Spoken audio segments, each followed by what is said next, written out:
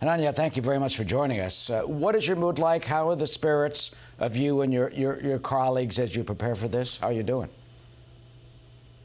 Well, first of all, I have to say we are resilient, we are staying strong, and Israel's mission actually to dismantle Hamas. Because, listen, Hamas, Islamist terrorists, infiltrated Israel, massacred over 1,400 Israelis, including children. They raped women. They burned people alive with their hands tied behind their backs, not to mention the kidnapped civilians. So if that would happen to your community in America, you surely would want an army to get in there and to finish 1,400 murdered in one day in a country of 10 million people. That's equivalent to 50,000 Americans killed in one day. So when 9/11 occurred, nobody said we understand both sides. Hamas is ISIS. Hamas is the enemy of global peace, not just Israel. And we are prepared to defend not just our borders, but our families. You know, some of the advocates here in the United States, when they take to the streets, they talk about demanding a ceasefire. Is Hamas living up to that? Well, I have to say, when the world fought against Hitler, they didn't call for a ceasefire. You can't negotiate and you can't talk with an organization. How can we make peace with people that burn our civilians alive?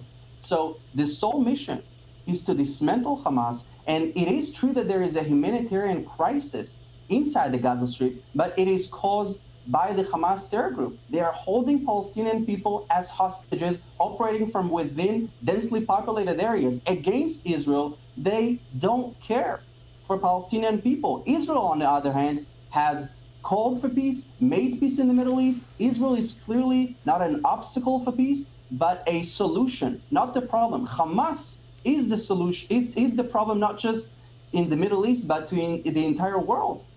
And, you know, people pointing the fingers, some people, at Israel. But you have a good point. I mean, Hamas is responsible. They not only are responsible for the war because of this attack, but they are responsible for governing the Gaza Strip. And as we saw the IDF video, they have, turned that inside out. That's absolutely. Civilian casualties are on Hamas's hands. We saw the cost of these terrible war crimes that they have committed. The entire world is rightfully outraged, but this outrage should be directed not at Israel, but at the terrorists, because Israel's war is not just our war. You think that these radical Islamist terrorists are going to stop with Israel? Of course not. They have a radical ideology, a radical idea to take over not just Israel, not just the Middle East, but they're coming for Europe and America if they're not stopped right here and now. Yeah, Hamas leaders, some people don't know this, have also talked about wiping out Christians, for example, not just Jews. You talk about the operation that we may soon see unfolding. There is first Defense Minister Gallant says destroy Hamas, take down the infrastructure, then go after pockets of resistance, then establish a broader security, kind of a demilitarized zone to protect Israel. How do you think these three phases that he explains will start? What do you see unfolding over the next few weeks?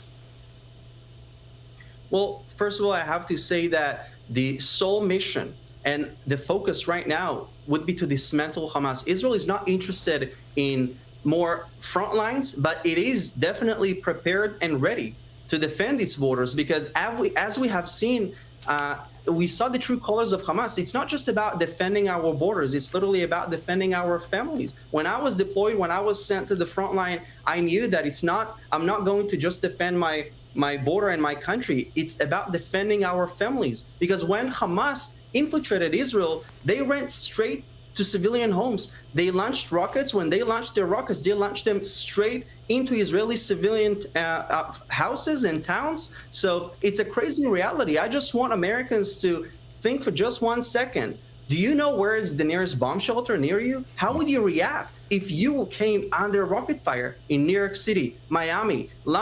It's an insane reality. And Israel has not just the right, but the duty to defend its people.